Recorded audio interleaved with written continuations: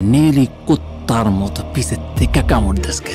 ছাত্র জনতার অভ্যুত্থান ও রাজনৈতিক পট পরিবর্তনের পর থেকে চলচ্চিত্র মুক্তির প্রক্রিয়া কিছুটা অস্বাভাবিক থাকলেও মেগাস্টার শাকিব খান অভিনীত দরদ ছবি দিয়ে ফের চাঙ্গা হয় বাংলা সিনেমা। আর দরদ মুক্তির রেশ কাটতে না কাটতেই 29 নভেম্বর মুক্তি পেতে যাচ্ছে আয়েশা খান ও ইরফান সাজ্জাদ অভিনীত সিনেমা ভয়াল।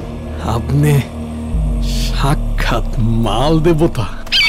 আর ভয়াল দিয়ে বড় পর্দায় অভিষিক্ত হতে চলেছেন বিপ্লব হায়দার। এর আগে দীর্ঘ সময় ধরে টেলিভিশনের জন্য নাটক বানিয়েছেন তিনি, আর সেই সূত্রেই অভিনেতা ইরফান সাজ্জাদের সঙ্গে ঘনিষ্ঠতা। তাই তো নিজের প্রথম ছবির নায়ক সুজন চরিত্রেও বেছে নেন এই অভিনেতাকে। প্রায় 7 বছর বিরতির পর বড় পর্দায় ফিরছেন ইরফান সাজ্জাদ। 40% বেশি গ্লো, বিশ্বের 1 নম্বর গ্লো ক্রিম, নতুন গ্লো এন্ড লাভলি। আর এ নিয়ে ভীষণ উচ্ছ্বসিত channel I handsome the ultimate ম্যানের দ্বিতীয় আসরজয়ী এই অভিনেতা।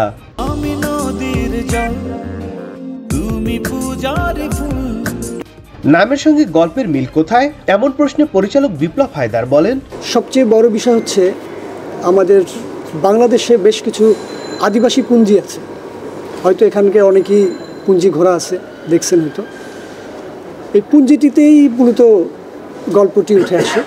এই পুঞ্জির ওখানকার জীবনযাত্রা, জীবনমান, আর মূলত গল্পের যেই মূল মেসেজটা আমি দিতে চাচ্ছিলাম বা দিতে চাইছি, চেষ্টা করেছি, কতটুকু পেরেছি জানি না, সেটা হচ্ছে যে একজন বাবার প্রতি তার কন্যা সন্তানের যে ভালোবাসা।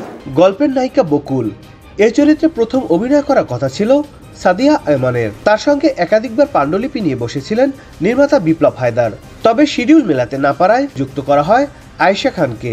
আয়েশার প্রথম ছবি আহত ফুলের গল্প মুক্তি পায় 2017 সালে।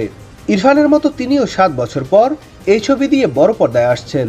ছবি প্রসঙ্গে আয়েশা বলেন, গল্প নিয়ে যদি আমি বলি তাহলে ছোট্ট করে বলতে চাই যে এটা একটা সামাজিক গল্প, এটা একটা পারিবারিক গল্প।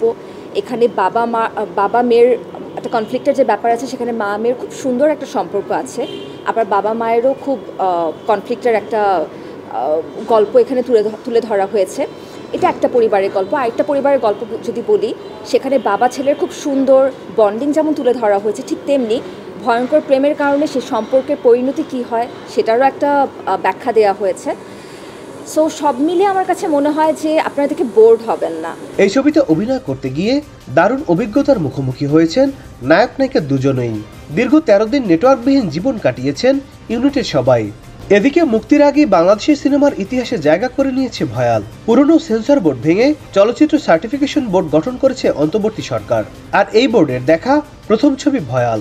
তারা এ গ্রেডে ছাড়পত্র দিয়েছে ছবিটিকে, অর্থাৎ এটি প্রাপ্তবয়স্কদের জন্য। আর সেই হিসেবে বাংলাদেশি সিনেমার ইতিহাসে দাপ্তরিকভাবে প্রাপ্তবয়স্কদের জন্য প্রথম সিনেমা এটি। সিনেমাটিতে সংলাপ, সজ্জা দৃশ্য, প্রেগনেন্সি সহ বিভিন্ন দৃশ্য রয়েছে, আর এ কারণে শিশুদের জন্য এটি নয়। ইরফান আয়েশা ছাড়াও ছবির অন্য দুটি গুরুত্বপূর্ণ চরিত্রে অভিনয় শিল্পী লুৎফর রহমান জর্জ ও গোলাম ফরিদা ছন্দা রয়েছেন।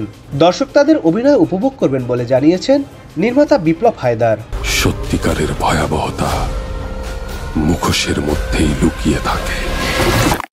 নাদিম হাসান, চ্যানেল আই।